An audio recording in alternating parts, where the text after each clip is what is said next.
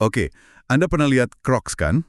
Atau mungkin malah punya sepatu yang dulu kayaknya cuma buat fungsi aja ya. Bahkan ada yang bilang jelek gitu.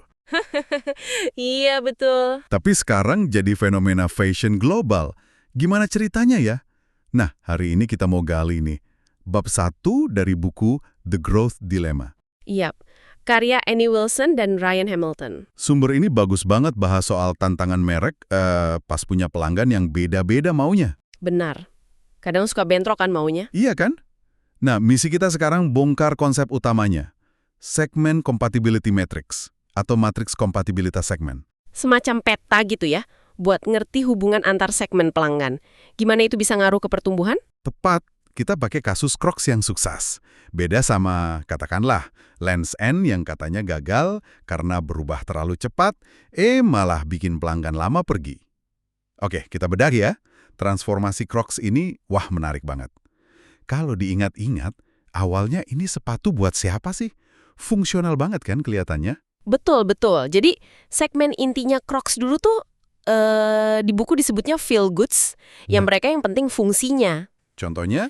Kayak pelaut, tukang kebun, terus tenaga medis gitu. Kan butuh sepatu yang nyaman, ringan, tahan lama, gampang dibersihin. Nilai utamanya yaitu utilitas. Terus, kok bisa ya jadi nyambung ke dunia fashion? Datang nih segmen baru, Explorers. Siapa tuh mereka? Nah, ini dia nih bagian menariknya. Crocs itu nggak diem aja. Mereka mulai ngincer segmen yang, wah beda banget. Anak muda yang keren, modis gitu, si Explorers ini. Sengaja diincer ya? Kayaknya gitu. Kebantu juga sama tren ugly luxury, tapi Crocs juga pinter banget bikin kolaborasi. Sama Balenciaga, Post Malone, bahkan KFC. Iya, yang KFC itu unik banget ya. Iya kan? Nah, edisi terbatas, desain unik gitu, itu bikin hype. Jadi eksklusif rasanya. Oke, jadi kolaborasi itu mancing perhatian ya. Terus narik kelompok lain lagi, si fashion followers. Tepat sekali. Si fashion followers ini ngikut-ikutan karena lihat Explorers pakai. Wah, ini keren nih, gitu. Jadi ini contoh pengaruh antar segmen itu ya? Benar. Dinamika leader-follower yang dibahas di matriks kompatibilitas segmen di bab 1 itu. Tapi, tunggu dulu. Ini nggak bahaya ya? Narik kelompok baru yang gayanya beda banget, apa nggak bikin pelanggan lama, si feel goods tadi, jadi aneh atau malah kabur? Nah, Kita kan ingat kasus Lens N yang disebut di buku. Mereka coba modernisasi, pelanggan setianya malah ngerasa asing. Gimana Crocs kok bisa lolos dari jebakan ini? itu pertanyaan kuncinya. Dan ini inti dari manajemen hubungan antar segmen yang dibahas di bab 1. Kayaknya, kuncinya ada di pemahaman Crocs soal dua hal penting. Apa tuh? Pertama, sumber nilai yang dicari tiap segmen. Bedakan fungsi lawan ekspresi diri atau tren. Kedua, tingkat pengaruh antar segmennya. Si Explorers ini ngaruh ke followers. Oke, jadi mereka sadar betul soal perbedaan nilai dan pengaruh ini ya? Iya, Crocs tuh cerdik banget mendefinisikan ulang arti nyaman. Nggak cuma nyaman di kaki, tapi juga nyaman buat ekspresi diri. Oh, jadi nyamannya diperluas maknanya. Betul. Dan yang lebih penting lagi nih, mereka bangun etos merek soal inklusivitas. Pesannya kayak, semua orang boleh pakai Crocs, semua diterima. Jadi kalau ada yang menghakimi pengguna Crocs lain, itu malah nggak sesuai sama nilai mereknya. Wah, menarik. Jadi kayak bangun jembatan ya, bukan tembok antar segmen. Persis. Berarti ini bukan sekedar nambah pelanggan baru, tapi lebih ke ngelola semacam komunitas pelanggan secara utuh ya.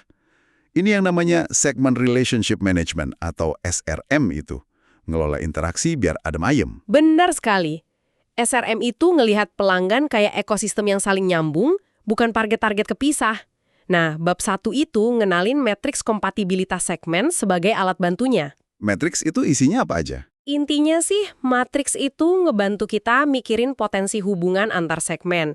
Selain leader-follower kayak di Crocs tadi, ada kemungkinan segmen itu hidup sendiri-sendiri, separate communities, nggak saling ganggu. Oke. Atau bisa juga saling untungin kalau makin banyak yang pakai connected communities. Atau malah, nah ini yang bahaya, saling nggak cocok dan bisa konflik, incompatible segments. Itu yang terjadi di Lens N mungkin ya. Segmen baru dan lama jadi nggak nyambung. Bisa jadi seperti itu. Makanya penting banget paham tipe hubungannya sebelum ekspansi ke segmen baru.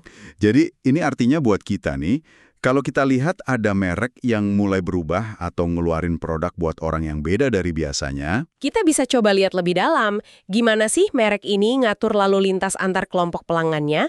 Apa mereka sengaja misahin pengalaman tiap segmen, atau malah coba nyambungin?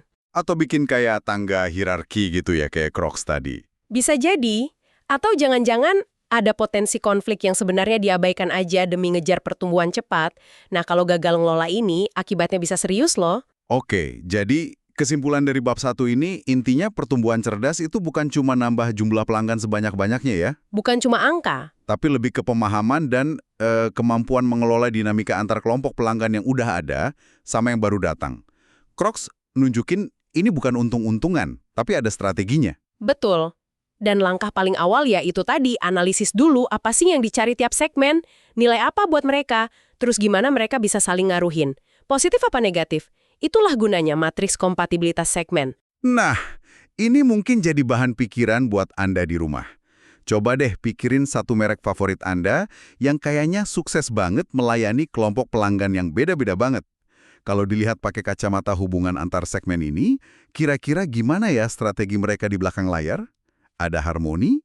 Atau jangan-jangan ada ketegangan tersembunyi di sana? Menarik buat direnungkan.